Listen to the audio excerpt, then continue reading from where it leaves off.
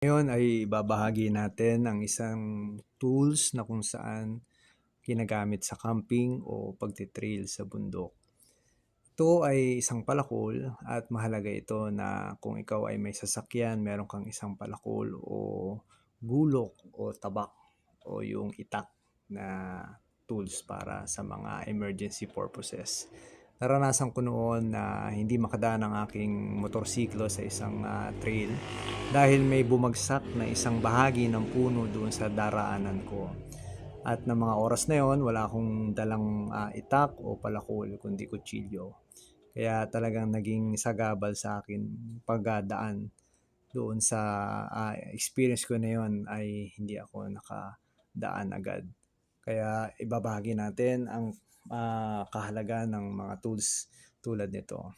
So kung mapapansin natin ay meron siyang naka-attach na tali dito sa kanyang handle.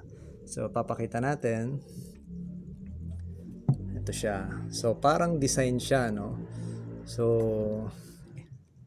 itong tali na ito ay hindi lang po ito disenyo, kundi ito po ay mayroong gamit.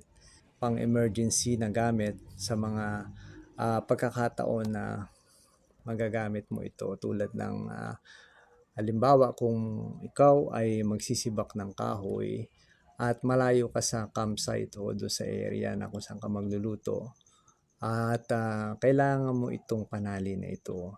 Dahil kung malayo ang iyong pinagkunan ng pinagsibakan ng kahoy, ay para mas madali ang iyong pagbitbit ay itatali mo ang mga nasibak na kahoy.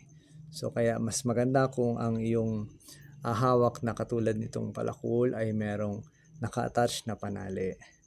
So isa pa, ang disenyo na ito, kung titignan natin ay parang komplikado. Parang hirap tanggalin o kailangan pa isa-isahin na ipaikot, no, para matanggal. Pero ang pagtali nito o estilo ng pagtali ay madaling tanggalin o quick release. Papakita natin kung paano siya tanggalin. So tatanggalin na natin yung pinakalock dito muna sa ibabaw. Ayan. Tapos itong bahagi naman na ito ay hihilahin ko lang at matatanggal na lahat.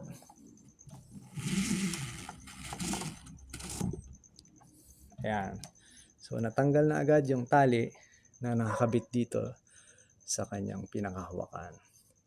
So malaking bagay na ang mga katulad nito ay meron tayo sa ating sasakyan. Ito ay pang emergency natin na magagamit sa camping o sa mga trail na kung saan may nakaharang sa daan ng mga puno na bahagi ng puno na bumagsak doon. Mahalaga ito na meron tayong isa na nakatabi sa ating sasakyan. At sana ay nakatulong ang bahagi ng video na ito. At sa mga susunod na mga video natin ay papakita natin ang iba pang estilo ng pagtali at kung paano kung ginawa ang pagtali nito sa palakol na aking ginagamit na ito. Muli, maraming salamat sa inyong panonood at magandang gabi po.